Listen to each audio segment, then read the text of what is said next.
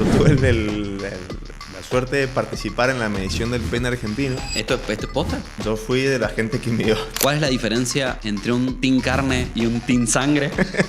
Para quienes no saben, la próstata es una glándula y tiene dos funciones. Una, que es la producción de semen, de líquido del semen, que es para que nadie los espermatozoides. Y la segunda más importante, que es la más importante de todas, que es darle plata al urólogo.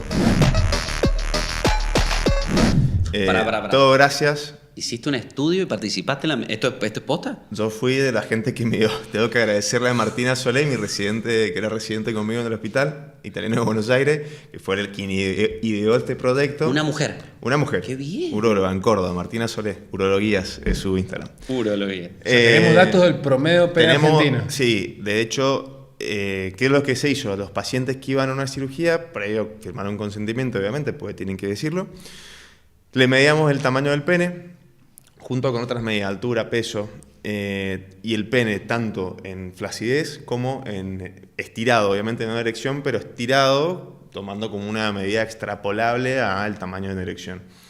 Y bueno, y ahí sacamos el tamaño. ¿Cuál es el tamaño del pene argentino? Claramente no era 20 centímetros, No. eso no. No, eso es un nigeriano, chanta. Bueno, el promedio fue de 15.2 de pene estirado.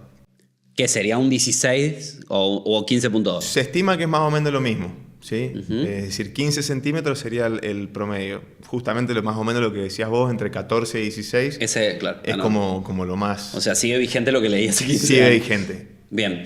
¿Y esto puede variar dependiendo de las etnias, que era lo que habíamos hablado? O sea, ¿esto es real de que los negros son...? Este tipo de estudios hay en varios países, y sí, cada país tiene como su medida, digamos, más o menos. Obviamente que hay países, por ejemplo, Ecuador, Alemania, algunos países de África que tienen datos, que tienen medidas más grandes, y después otros países que tienen medidas más chicas. No tengo los valores, pero bueno, más o menos... ¿Cuáles son los como países para... que tienen penes más grandes? Y tenemos Ecuador, Brasil, Alemania. Todo el mundo subiendo Sí. un avión a Ecuador. Es como, viste, vas a la verdulería y tenés las bananas, viste Sí. que la banana de Ecuador es siempre más grande. Bueno, Pero también hay bananas chiquitas en Ecuador. Ojo. Viste que tienen muchos tipos de bananas en sí, Ecuador. sí. Bueno. Y después las más chicas son más... ¿Es verdad esto de los orientales, que supuestamente no tienen más chicos o chamul? Chamudo, no tengo datos. No hay data, No hay o datos. no las has visto. De todas maneras, acá, viste, siempre hablamos, obviamente, todo lo que es biología, campana de Gauss. O sea, no, es difícil poner todo en la misma bolsa, viste. Bien, perfecto. Bueno, esta pregunta es imposible no hacerla, que era, la hablamos con Denis y... A mí no me metas en Sí, tu sí, pregunta. no, Él si se va. me metiera a mí para resguardarse, Sí, boludo. no, Ya son más está altos tirando, que yo, no sea me mentiroso, protejo. boludo. Bueno, y esto también me lo ha preguntado gente. Es más, no lo sabían, por ejemplo, algunos. Creo que vos no lo sabías tampoco, te lo dije.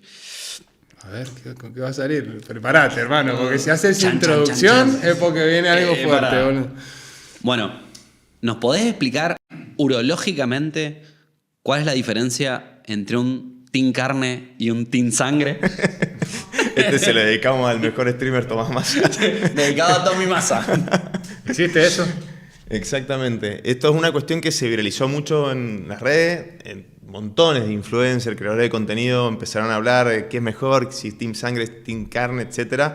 Entre eso, bueno, justamente Tomás Massa, que los conocí porque me lo presentó mi sobrino, vino acá a Mendoza y empecé a ver fanático. ¿Qué es lo que es esto? Nosotros tenemos una medida del pene en flacidez, es decir, cuando no está erecto, que puede ser de cierto tamaño. Hay gente por ahí, capaz que cuando tienen el pene en erección, o sea, a dos personas les mide 15 centímetros, pero una, en flacidez, capaz que le mide 5 y el otro le mide 14. Es decir, que a la hora de crecer, hay uno que tiende a crecer un poco más que el otro. ¿Se entiende? Por eso el team carne, esto es 100%... Bro Science. Sí, fuera del ámbito científico. Pero lo que se dice es que el team carne es aquel pene que visualmente en flacidez tiene un tamaño más grande, a pesar que en erección llega a un tamaño igual que otro. El team sangre es el que justamente se llena más de sangre al momento de la erección. Primero que nada, tengamos en cuenta que la erección es un proceso dinámico y que incluso el tamaño del pene puede variar en un montón de cosas. Sí, eso también me lo han de preguntado. hecho, Varía, ¿no? sí, de hecho, intrarrelación. Es como que vos en algún momento sentís más estímulo y entra como más sangre. Tanto intrarrelación, que la misma erección va a ir cambiando, de más rígida a menos rígida, como en el día. Por ejemplo, a mí me sacaron el calefón hoy, me bañé con agua fría y claramente me veo al espejo y me veo distinto. Estoy todo chiquito. Exactamente. Sí. ¿Por qué? Porque con el frío toda la sangre del cuerpo va a otros órganos más vitales, ¿viste? Y el resto es como cuando uno se pone pálido, bueno, a nivel del pene también, la sangre del pene se va del pene y se ve más chico. Ahora, es como que en el estado basal de uno tenemos cierto tono también simpático del sistema nervioso que hace que tenga más o menos sangre de base en el pene. Y es lo que va a hacer que a la hora de la erección también cambie. Lo gracioso es que si uno, esta cuestión de team carne, team sangre, uno la charla en las redes, es divertida, pero buscando encontré un artículo hace un tiempo. Ay, te amo. Sí. Me imagino el chabón en PubMed o en Lilac. Te juro, carne. hay un artículo porque, como todo, a ver, básicamente siempre se trata de ponerle un número a las cosas. Realmente el artículo, obviamente es muy difícil de darle un aval científico. Sí, es un artículo aparte. Pero un poco lo que decían es que se tiende también con los años y muchas veces por ahí con el cigarrillo y con cuestiones que hacen que llegue menor cantidad de sangre al pene, de que la diferencia entre el tamaño en erección y en flacidez sea menor. Es decir, pacientes con más edad, fumadores, que hacen menos deporte, tienden a ser más team carne que personas que son más jóvenes, deportistas, que no fuman, que tienden a ser más team sangre. Lo cierto es que no tiene ningún tipo de significado práctico, pero un poco lo que habla también es de la cantidad de sangre y del tono que hay en los vasos sanguíneos del pene en ese momento. Y hablando de tono, también hay gente que medio, viste, que tiene una erección y está como... Y después tenés otra gente que está así como un roble, boludo. Y eso también varía por el deporte, por la actividad física, por la cantidad de vascularización. Ahí está eso es una de las cosas, la actividad física.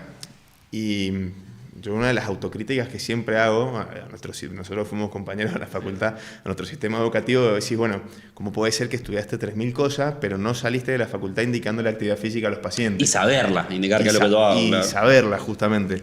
¿Por qué? Porque uno, por ejemplo, con actividad física, uno puede aumentar el flujo sanguíneo, mejorar todo, disminuir lo que es el estrés oxidativo y un montón de factores que van a dañar no solamente los vasos del corazón, que uno siempre habla del infarto, sino también del pene. De hecho, y no sé si sabían... Como infarto de pene.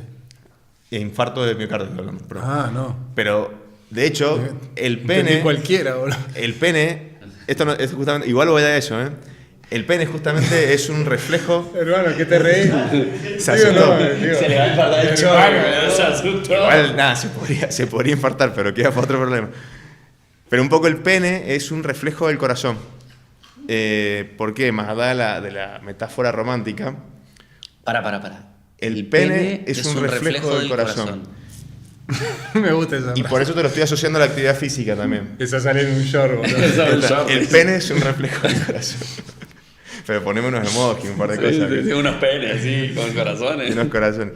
¿Por qué? Porque todos los tejidos del cuerpo necesitan sangre para nutrirse y funcionar. El pene es uno de ellos. Lo que pasa es que el pene uno lo ve.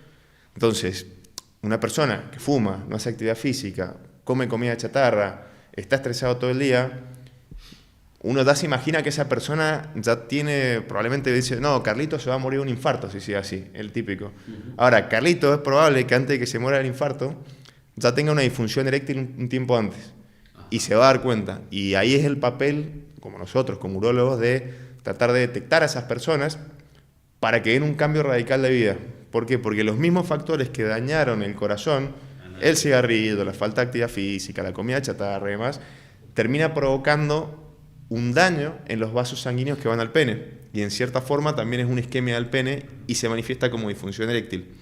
Y ahí es cuando nosotros, como urólogos, vemos una persona que se preocupa mucho más porque pierde la erección, pero en realidad lo que esa persona no sabe es que se tendría que estar preocupando más porque el corazón puede estar sufriendo.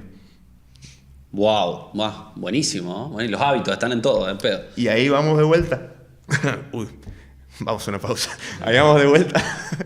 Ahí vamos de vuelta a lo que te dije recién. O sea, la actividad física y los hábitos saludables son el pilar de cualquier especialidad. Y justamente me creo que más allá de que uno hable de urología, de neurocirugía, de cualquier tipo de especialidad archi cada vez más compleja, sí. Esto que te decía al principio, decía la urología abarca la cirugía laparoscópica de glándulas suprarrenales. Bueno, pero si yo a un paciente no le indico actividad física cuando tiene una disfunción eréctil, estoy faltando en la base de mi pirámide de atención. Bien, brutal, buenísimo. Y clarísimo aparte, ¿no? ¿Qué otras enfermedades, hablando de no solo del pene, digo, otras partes cercanas, son comunes dentro de tu expertise? Y claramente creo que el top se lo gana la próstata.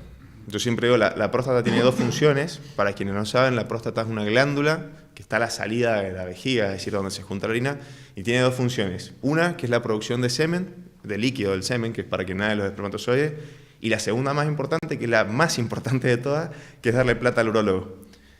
Porque básicamente casi el 80% de los varones vamos a tener algún problema de próstata en algún momento a lo largo de los años, ¿sí?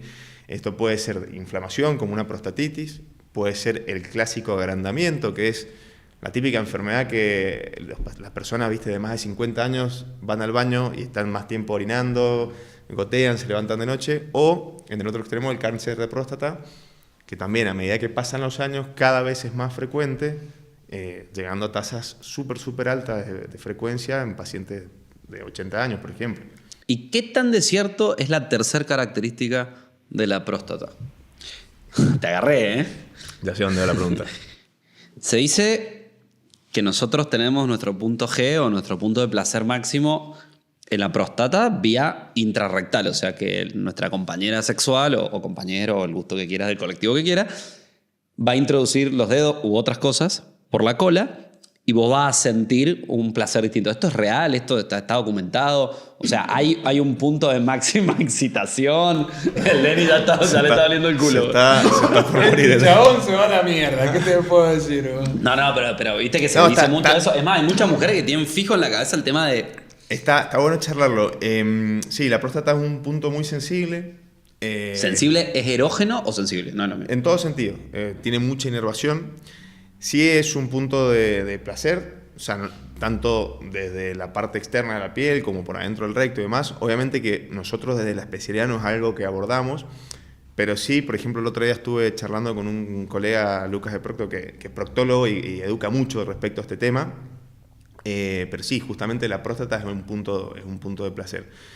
Se puede estimular de diversas formas. La que sí no hay que hacer jamás es desde adentro de la uretra. Hay una práctica que por suerte no es muy... ¿Cómo de adentro de la No uretra? me hagas esos chistes. Esto lo hago porque incluso hasta me han hablado a veces de sex shop y cosas, tratando de charlar, y todo es algo que por suerte es poco frecuente, pero si alguna vez se da la oportunidad, no lo hagan jamás, de introducirse elementos a través de la uretra.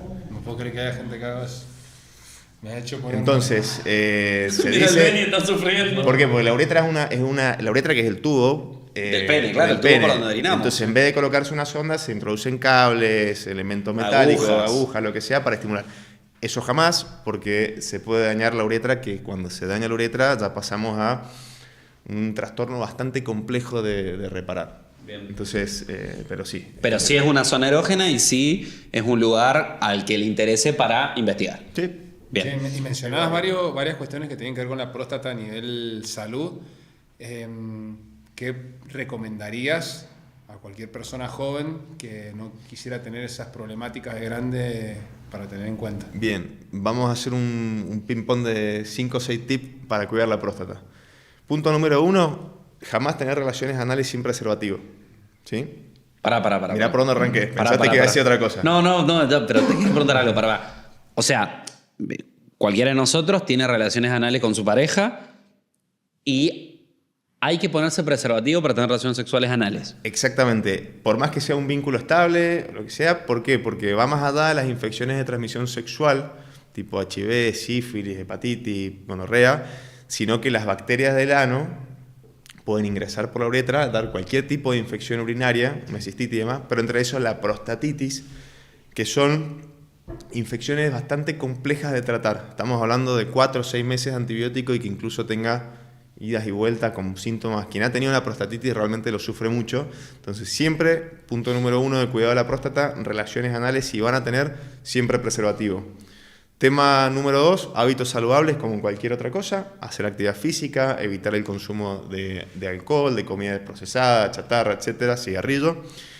Y después tema número 3, ya un poquito más en lo que sería atención de, digamos, medicina preventiva, digamos, se me fue, atención primaria. Atención primaria. ¿Sí? Hacer el famoso control urológico, tanto si tenés si sos varón y tenés más de 50 años, como si tenés algún antecedente, por ejemplo, papá, hermano, tío, abuelo que haya tenido cáncer de próstata o otros tipos de cáncer, por ejemplo, cáncer de mama, de colon, pero con una carga fuerte en la familia, ahí puedes empezar antes, en vez de a los 50, 40, 45.